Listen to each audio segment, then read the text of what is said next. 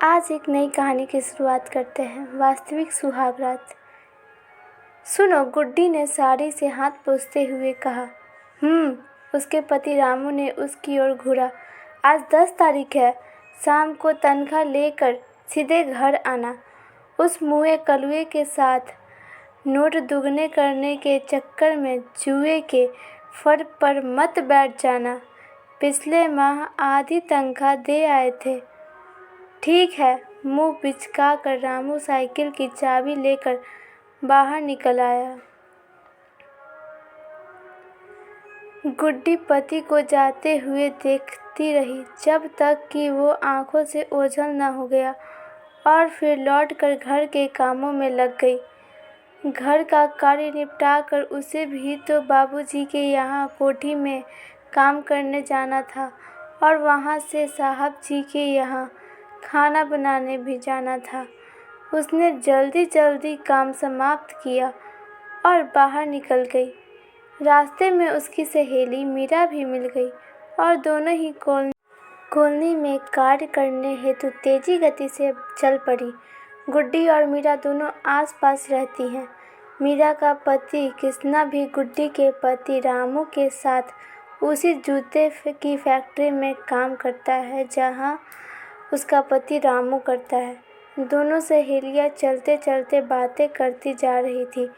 मीरा कह रही थी कि आज कृष्णा तनख्वाह लेकर आए तो राशन वाले का पुराना हिसाब चुकता कर सबसे पहले घर का राशन लाऊंगी।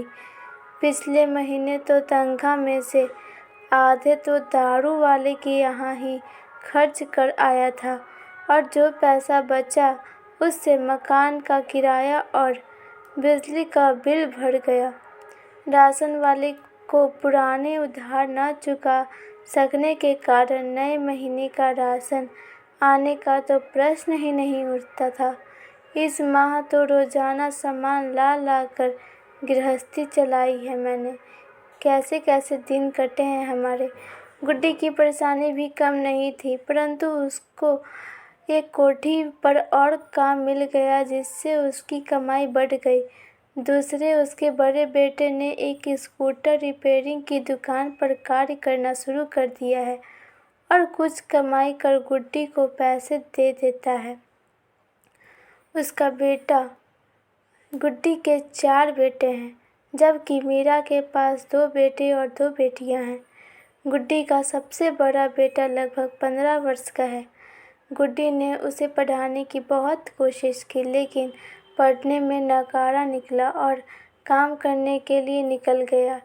यद्यपि स्कूटर रिपेयरिंग की दुकान से उसे कम पैसे ही मिलते थे, परंतु अपनी दुकान खोलने की इच्छा से वह यह कार्य सीखना चाहता था। उसका सपना था कि वह अपना एक खुद का दुकान खोले। कोठियों से कार्य निपटाकर गुड्डी और मीरा दोनों लगभग 3 बजे वापस घर लौटी। घर पर जाकर बच्चों के लिए शाम के खाने की तैयारी करनी थी।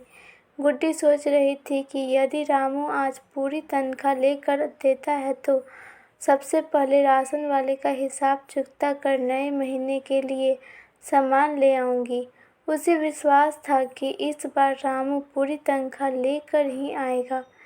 मीरा के पति की तरह वह दारू नहीं पीता है और सोचते सोचते यह अतीत में खो गई कि किस प्रकार उसकी बड़ी भाभी ने रामू की दारू की आदत छुड़वाई थी। उस समय शहर के पास के गांव में अपने माँ बाप तथा 6 भाइयों के साथ रहती थी। अकेली बहन होने के कारण माँ बाप के अलावा भाइयों की भी लाडली थी गुड्डी।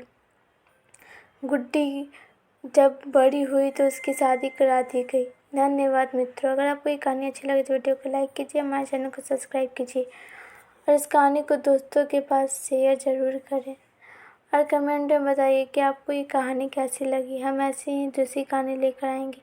इस कहानी का आगे भाग देखने के लिए